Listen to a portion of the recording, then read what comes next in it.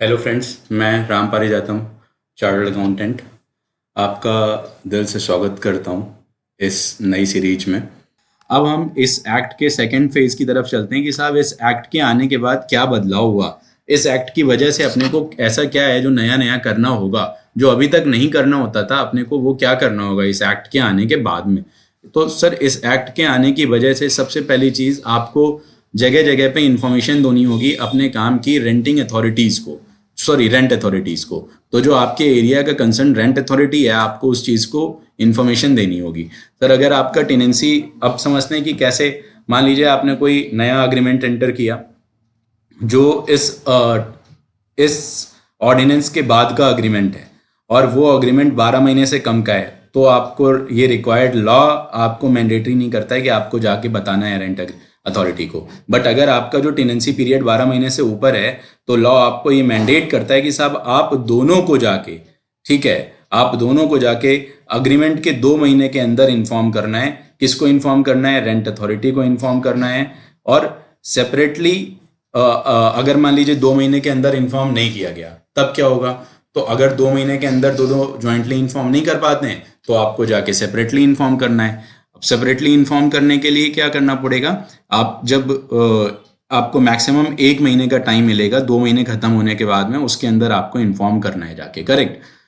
तो जब इन्फॉर्म आप कर दोगे तब क्या होगा? तो आपको सर एक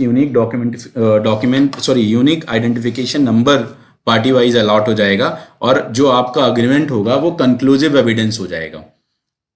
इनकेस कोई डिस्प्यूट अराइज होता है तो इसी अग्रीमेंट के बिहाफ पे आपका डिसीजन होगा, राइट। अब क्या होगा कि अगर मान लीजिए कोई भी ऐसा आपका अग्रीमेंट है जो इस कानून से पहले, ऑर्डिनेंस आने के पहले से चल रहा था, तब क्या होगा?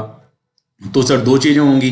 पहला ये कि या तो आपका जो है कि अग्रीमेंट, रिटन अग्रीमेंट लिखा हुआ होगा। अगर लिखा हुआ है तो बहुत बढ़िया बात, नहीं लिखा है तो आपको लिखना पड़ेगा। और दोनों ही केसेस में आपको 3 महीने के अंदर जाके रेंट अथॉरिटी को एकदम क्लियर कट बताना है, कि ज्वाइंटली जाके बताना है कि साहब ऐसा है कि हम ऑलरेडी, हमारा ये अग्रीमेंट चल रहा था, ये टर्म्स थी, और ये रहा हमारा अप्लीकेशन, आप इसको एक्सेप्ट करो। इसका एक फॉर्मेट है, अभी हम आपको आखिर में चलते हुए वो फॉर्मेट भी बताएंगे। और अगर आपको लगता है कि ये जो स्लाइड मैं आपको शो कर रहा हूँ, ये स्लाइड आपके काम की है, तो बेशक आप मेरे से इस चीज़ को भी मांग सकते हैं, करेक्ट। आप मेरे को कमेंट करिएगा, मैं आपको ये स्लाइड्स प्रॉपरली दे दूंगा मेल के ऊपर।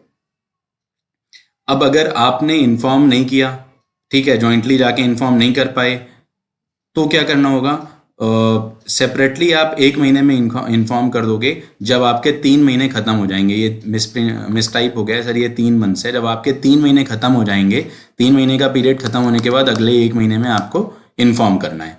अब क्या होगा? अगर मान लीजिए लैंडलॉर्ड ने इन्फॉर्म कर दिया और टेनेंट ने इन्फॉर्म नहीं किया, तो क्या होगा?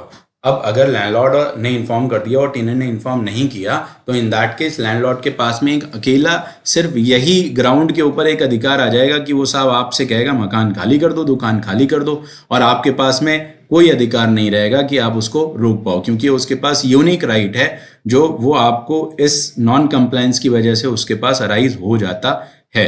अगेन यहाँ पे भी अगर जब आप रिकॉर्ड करवा लोगे जाके, तो आपको एक यूनिक आइडेंटिफिकेशन नंबर मिल जाएगा।